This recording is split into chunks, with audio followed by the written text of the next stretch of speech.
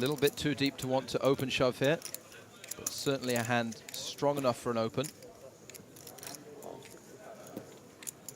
Probably pretty happy for a raise and take it here. Don't see too many of those these days. 165,000. Dimov has folded the button. John Juanda is in the small blind with check deuce. Nah. So, Pedro Marques. Like 1.8, right? 10-3 of hearts. 1.7. Okay. He likes to defend with a pretty wide range. As long as that wide range is suited. Marques does indeed call the raise.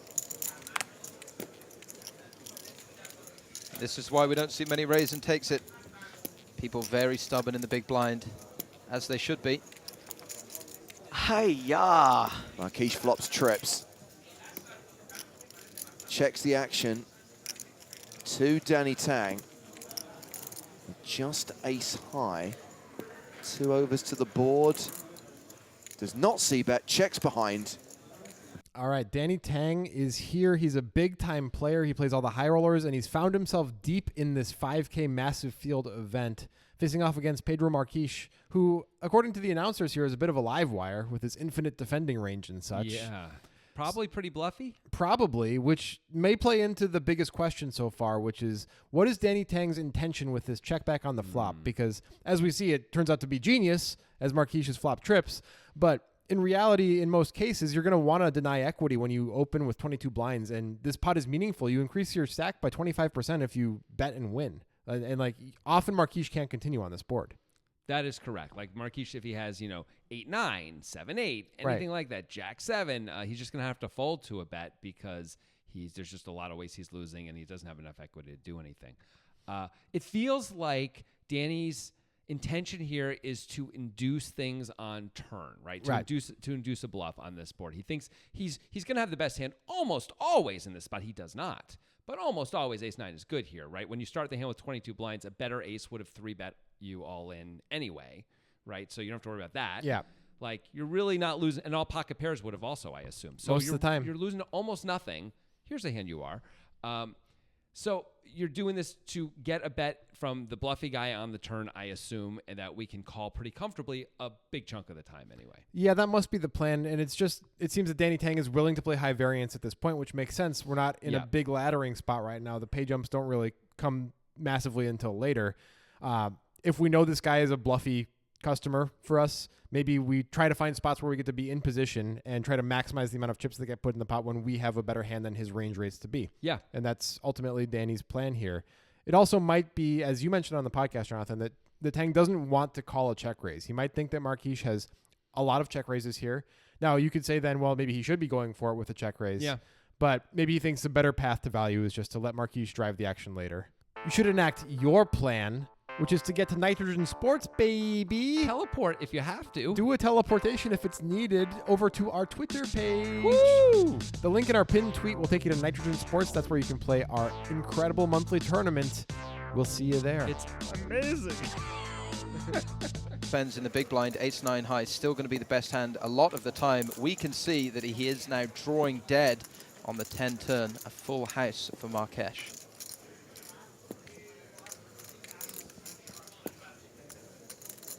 How do you not even look a little bit happy when this happens? On the inside, it's going to be like, oh, man, I can't even believe I just did that.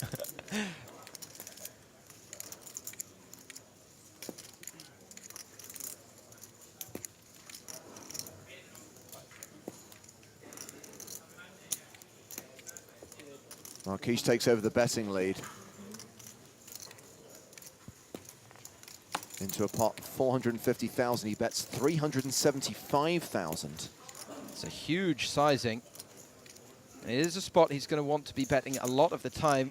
Danny Tang checking back 3-3 deuce. There are going to be a lot of ace highs, king highs that Marques will look to fold out if he has a hand like 4-5 or 4-6. It looks like Danny Tang's going nowhere. Well, I hope for his sake that he completely bricks the river.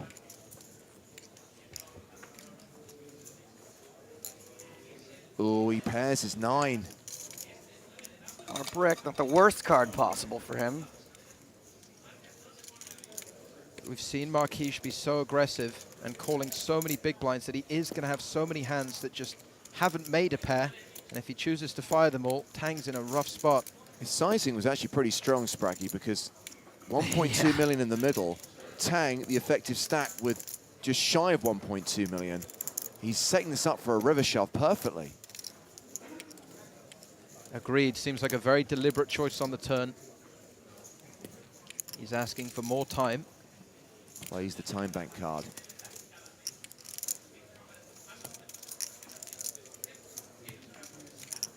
Will he threaten Danny Tang's tournament life at the river? Is he time banking here for, wow, for deception, or trying to think of a sizing? I think given his sizing on the turn, his sizing on the river is always going to be that He's already all-in. decided it. Yeah. Deception for sure. And now this polarizing bet puts Tang in a tough spot.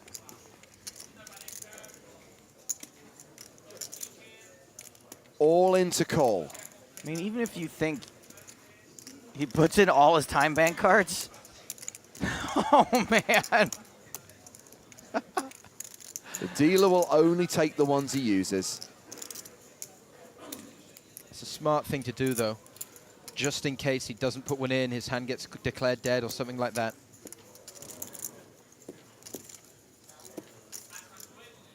Now, we have seen Marquise bluff before. Yesterday, he check-shoved all in. A monster bluff. So he is very capable of doing this with a load of hands that are not a full house, like 4-5s and 6-4s and backdoor diamonds. And everyone's seen that at this point, too. Exactly. By no means an easy decision for Danny Tang. Oh, why did he have to hit that 9?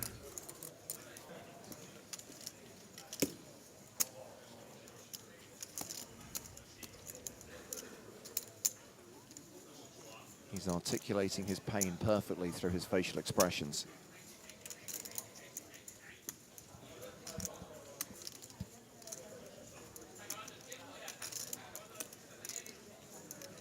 Marquise does have plenty of 3s that call in the big blind. He may even be capable of value jamming a 10 here, a decent one at least. So these are, I mean, that's a reason to fold. But once you add in all those bluffs, it depends. If you start adding in 4-5s and 4-6s, then 5-6s and 5-7s, then random diamonds, then maybe he just goes crazy with a Jack-8 because he knows that Tang is capped when he checks flop, so he just fires it off. Maximum pressure. And do you think the dynamic of table chip leader versus table short stack makes you more likely to want to call this off too? It's more likely Marquez is bluffing given the amount of chips that he has and given that he can threaten Tang's tournament life, yeah. He's going to be on his final time bank card soon, and then the dealer's going to count him down to 0.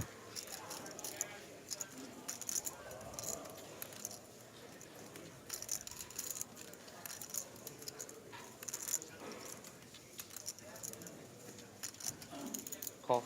He's called, and he's out. Nice hand. His name was Danny Tang, His name was Danny Tang. and now he's gone. It's over. He's out of the tournament.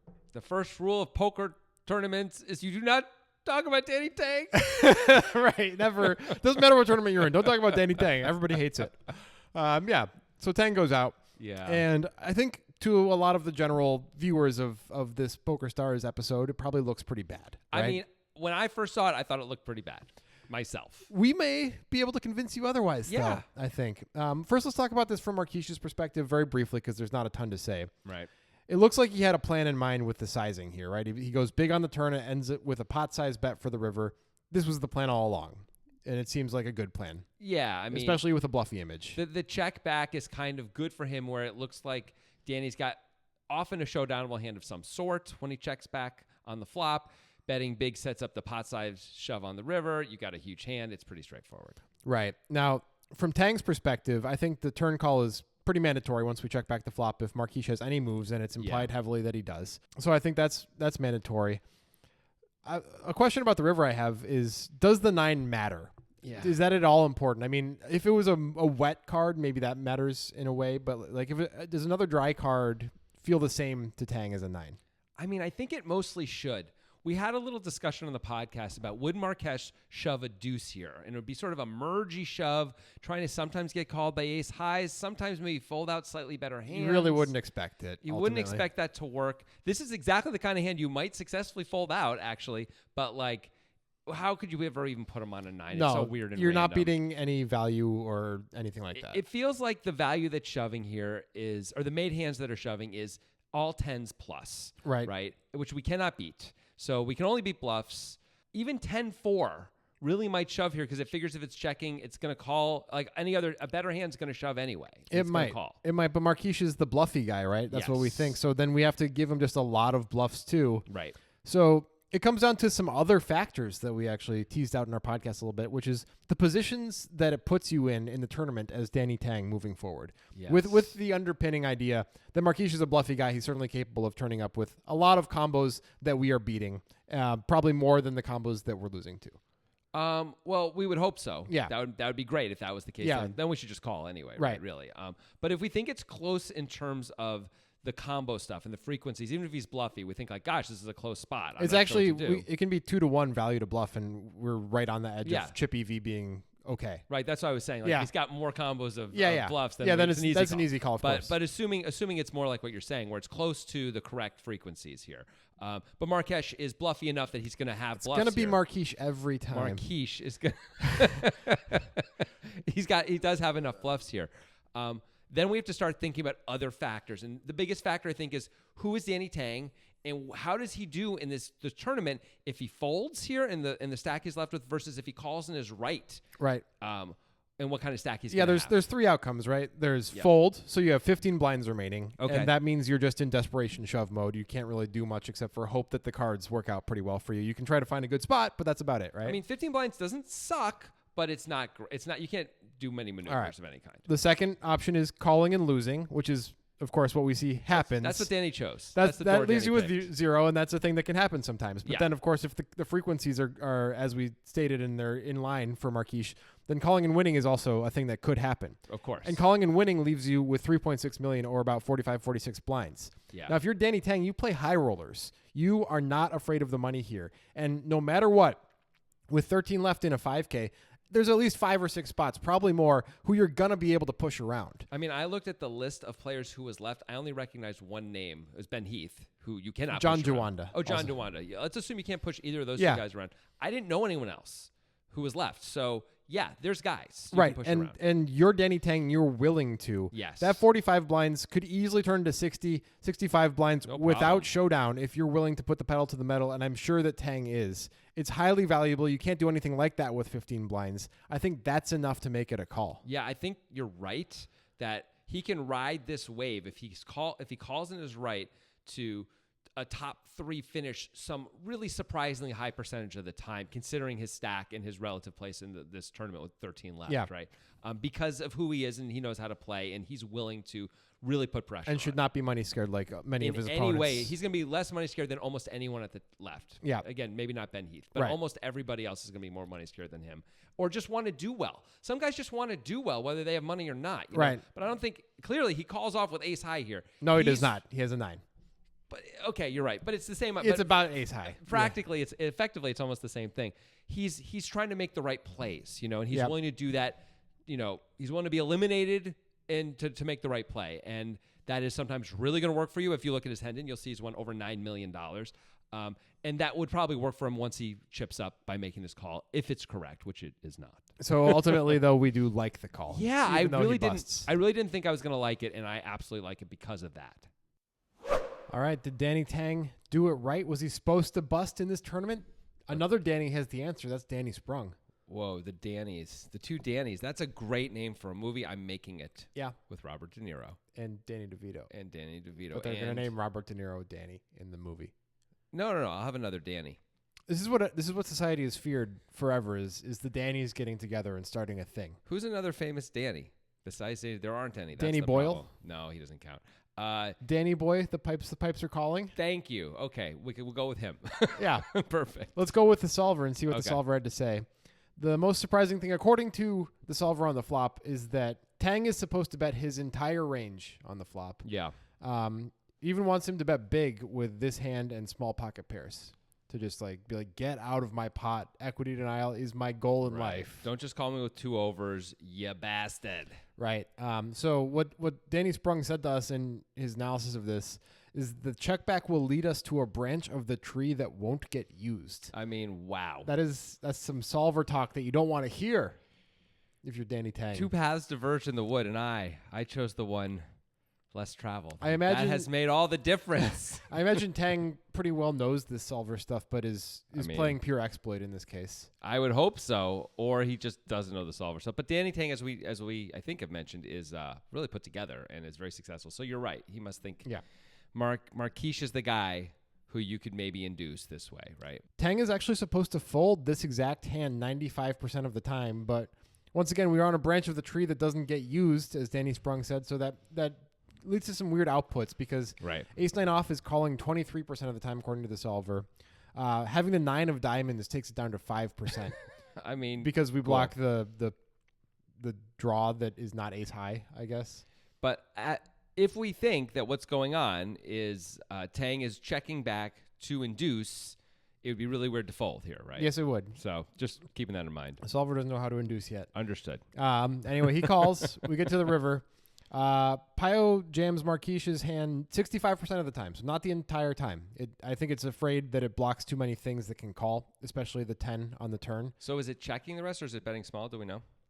We believe it is checking. Yeah. Oh, okay. Interesting. So it's going to induce itself. Checking or betting small, actually, is what it says. So, I mean, I guess that both makes sense because you block the 10, which is one of the most likely calling hands. So to have the 10-3 makes it more difficult to get called, so you want to bet smaller or check and induce. Also, diamonds missed, I guess. So, like, give diamonds a chance sometimes. Now that we're here, the 9 of diamonds doesn't matter to Tang's hand anymore. It actually wants him to call 91% of the time. So now that we're here, Danny Tang did it right. As long as he chooses completely unknown paths in the first 2 choices he has. This one, sure. That's what the solver says. That's what the machine thinks. So it's kind of like Pio got seated down at a table in a universe that it's never once existed in before. It went through like a quantum transformation and is like, oh, well, I still have my basics. I understand that I have to call with this hand in this spot. I would never be here except that I'm in realm 328B. So it's like when someone posts a hand on Reddit or something and everyone's like, well, as played on the turn. Like, I would never be here with this in this spot, but as played. The solver is a little salty, isn't it? The solver's making a lot of meta commentary the whole time. Yeah, it really is. It really is. Okay, solver hating on Danny Tang and his decisions. We think we understand what was going on with Danny Tang, though, and the solver maybe doesn't understand just how bluffy Marquise might be. We don't even really know. But got his name right once. Marquise. Yeah, there you go. Well, I'll take that percentage. Yeah. That's pretty good. You know, if I'm a basketball player, I'm in the Hall of Fame, baby. Yeah, baseball player especially. Well, I'm the best player of all time. Yeah. I'm the GOAT. Anyway, what do you guys think? So we thought probably there should be a bet on this flop. The solver knows there should be a bet on this flop. Do you guys agree, or do you think against certain players you actually really can check back, specifically to induce? I don't know why else you would do it, really. No. And let us know in the comments what you think about that, or any other part of this hand, specifically the river, when Danny Tang calls it all off and loses and is out. Yeah, talk about it on Discord, too. We have a link in the description of this video. It takes to our Discord server, which is a fun place to chat about all sorts of stuff, including this hand. We'll see you there. See you there.